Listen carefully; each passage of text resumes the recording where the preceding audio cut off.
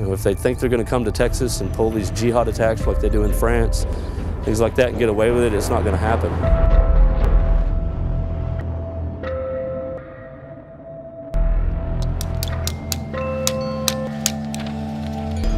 Ready left, ready right, set down range. Hit him out.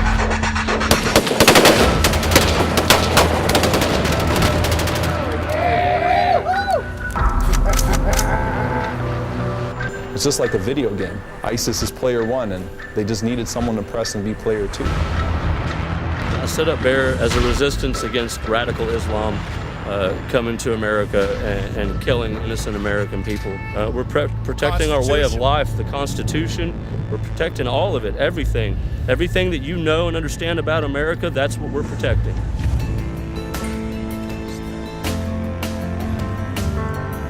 I would say a group like Bear would have more to do with a violent incident taking place in the world than I do, because I'm actually trying to stop that cycle. Statistic after statistic has shown that Americans that have actually sat with Muslims and known them on a human level are very, very, unlikely to hold these types of views about Muslims and things of that sort.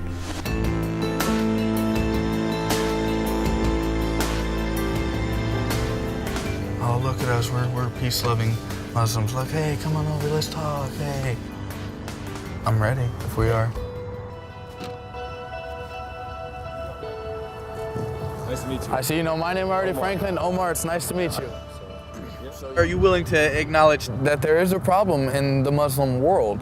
Groups like ISIS and ISIL, Al-Qaeda, Boko Haram, there's hundreds of them, but one thing that's in common with every single one of them is they're Islamic in some way, shape, or form.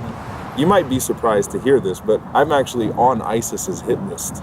All right, so I've actually been targeted by them, and at the same time, I'm being told by other people that you're not doing enough to fight Islamic radicalism. I'm like, well, look, I'm actually putting my life on the line.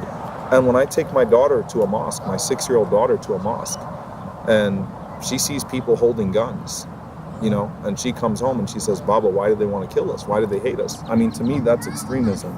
If you knew that the environment that you helped created led someone to actually pull a trigger on one of those Muslim kids, an innocent Muslim, would you be able to sleep at night knowing that you could have possibly fueled that environment that you created could have led to that Islamophobia, which has claimed the lives of innocent people?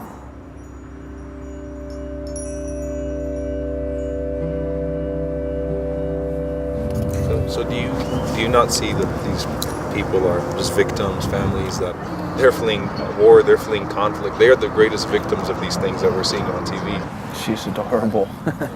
This little girl, Haneen, was actually in her living room when a bomb fell on top of her and she had her leg taken away from her, right? she's just a little girl? I mean, when I was 5, I wasn't worried about is a bomb or a mortar gonna hit my home. I mean, it kind of puts into perspective the reality of these types of situations. I'm willing to walk away reconsidering that it's not all Islam. When I see something like that little girl, it's hard to say no. If that little girl was looking at me saying, please let me into America, I want to escape this war, I would be unable to tell her no. I mean, you'd have to be heartless to see that and see that type of situation and know that story and to still say no, you shouldn't be here, I don't want you here. We have to come together to fight against all forms of violence, and we have to form alliances, like-minded people that want to see a world of peace.